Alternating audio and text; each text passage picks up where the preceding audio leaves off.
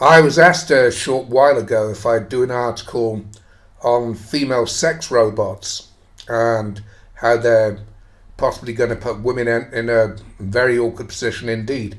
Well, I actually did a video about this subject back in May, but it's well worth covering it again. And I've taken an article from the Daily Telegraph, Telegraph Online from 2015, and the heading of this article is Campaigners Seek to Ban Humanoid Sex Robots. Campaigners, I wonder, or should that read Feminist Campaigners? Anyway, it begins Dr. Kathleen Richardson said that human like sex robots look too much like real women and may contribute to gender inequalities in society. Now, that's about as feminist as we get, I think. She's concerned that they look too much like real women. What, you mean too much like real women who look a hell of a lot better than the average woman? And what the fuck is the point of making a bloody sex robot that looks like a fat, ugly, feminist bitch? Now, I'm not suggesting for a moment that Dr. Kathleen Richardson looks like that. Maybe she's a stunner, I don't know, but most women will feel as threatened as fuck. Good. Serves them bloody right. And as I say, she says, and it may contribute to gender inequalities in society. Like what? Like all the discrimination and hatred that men face from women in women's magazines and on TV, which is why I got rid of my TV and stopped reading newspapers because of the non-stop inequality and the unequal way that men and boys are treated, boys in the education system. Is she concerned, I wonder? I'd be surprised about the way that men are treated like shit in the divorce industry, the divorce system, the divorce racket, whatever you want to call it. And now there are millions and millions, possibly tens of millions of MGTOWs worldwide who are terrified of the prospects of marriage, and quite right. And they're going to love these robots because the robot can't steal your house and home, can't take your children away from you. But I'll tell you one thing. When these things become really common, and I'll go into this a little bit more as I go down the article, I guarantee you, feminists in parliaments all over the Western world and beyond will be demanding that these robots are given rights. This Kathleen Richardson claims her organisation don't want to give the robots rights. That's what they say now. I guarantee you, in the future, they'll be talking about domestic violence. Actually, I've read about domestic violence associated with these robots in another article. It'll be the same thing, the same old theme, rape, domestic violence, and the robots, which of course are completely programmed and have no ability of conscious thought whatsoever, will be given rights, or they'll be banned altogether unless men start getting their bloody act together. Anyway, let's go down the article. And it's penned by one Helena Horton. And she starts off by saying, "We have so much technology at our fingertips nowadays." Yes, that's right, Helena, you do. And guess who invented it all? It was courtesy of the brilliance, the ingenuity, and the inventiveness of men. And you take it all for granted. Most women do. I don't know about Helena here. And she continues, and what better use for the amazing scientific and technological knowledge we have than creating human-like sex robots? Couldn't agree more. Leading ethicist Dr. Kathleen Richardson, fellow campaigners are concerned about the rise of sophisticated sex robots made to look like humans. That's the idea, Helena. Anyway, there's another article there. The world's most advanced sex dolls will soon be able to talk and think. Maybe the guy inventing them. I haven't looked at this. This is a link to another article. By the way, I'll leave a link to this article in the comments section. The world's most advanced sex dolls will soon be able to talk and think. Well, women talk too much. And most of there was a survey carried out in this country many years ago that showed that women speak on average 23,000 words a day, men 12,000. And half of the words they speak are nagging, and the other half is just bullshit that you don't need to hear anyway. So soon be able to talk and think. Okay, well, let's cut out the talking thing and let's leave the thinking thing.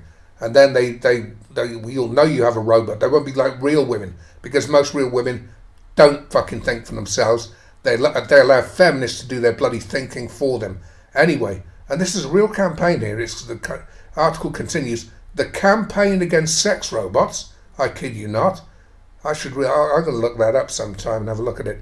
The campaign against sex robots states, we believe in the benefits of robots and technologies, blah, blah, blah, society and human cultures, but want to ensure that robotics develops ethically, i.e. the way we want it, and that we do not reproduce inequalities. There's no such bloody thing in a robot. How can you have inequality with a robot? It can't think for itself. It's a machine. It's like suggesting that your cookery, your microwave, don't have bloody rights. Anyway, it says, with their development that could further reinforce disturbing human lived experiences. Yeah, no further detail on that, but maybe this is a shortened interview and Helena Horton only has a limited amount of space. Anyway, this Richardson woman is quoted as saying, we are not proposing to extend rights to robots. Yeah, that's what feminists say now. You can bet your bottom dollar. I've read other articles where they're talking about, the robot has no ability to say no.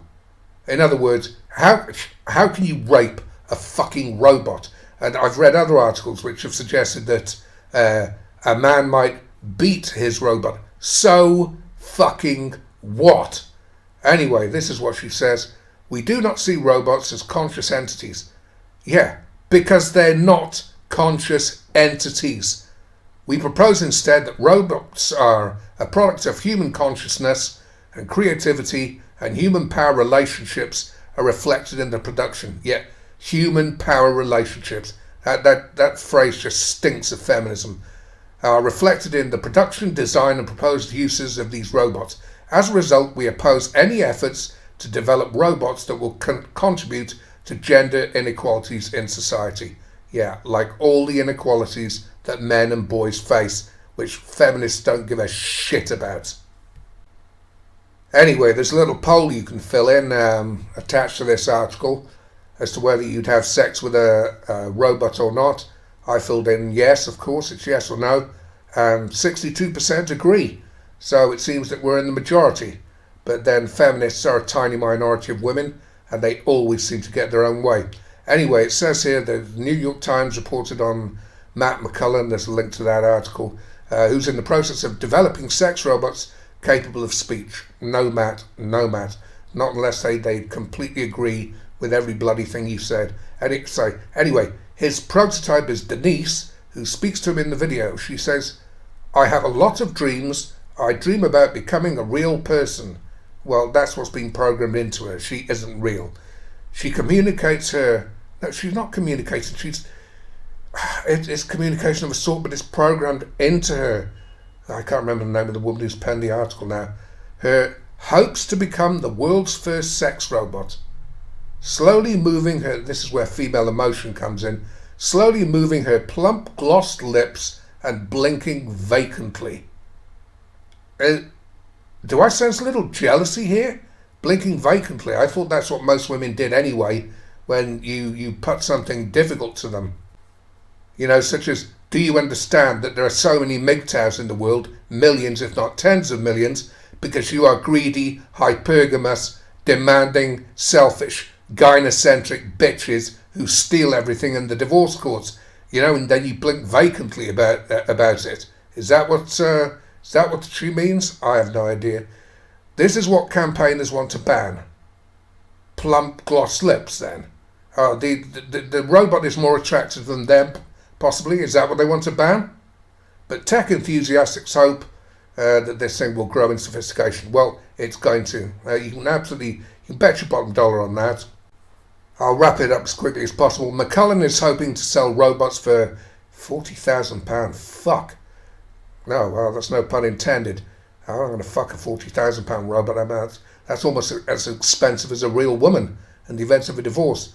But they should get less pricey as the technology becomes more mainstream and less difficult to implement. Well, this is already 2 years old, almost, this article, and they have become cheaper and cheaper and cheaper. The Chinese are doing them, the Japanese are doing them. Oh, and by the way, I read an article not too long back about how a brothel was opened in Spain, and there are other brothels. There's one in Japan, I think, possibly somewhere else in Europe, and the a Spanish brothel consisting of these sex robots. The first people to object to its existence were the local prostitutes, because they were being put out of business. Because these robots, and I've seen some of these robots, they are so bloody hot, much hotter than some of the prostitutes that I've seen on TV programs, not used obviously. Anyway, I'll finish off. However, campaigners worry that having humanoid, realistic sex machines will make things worse for women in the real world. Well, women have been trying to fuck men's real world up for as long as I can remember. Certainly going back to when I started campaigning, which was almost 25 years ago.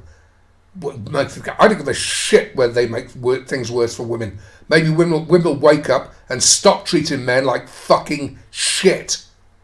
As the designs of the machines are obviously sexualized, and the robot women can't answer back or say no. Good. What are they going to do next? Say, oh, he had sex with his robot, and we were going to go into a computerized whatever, a chip, and find out whether she agreed to it or not?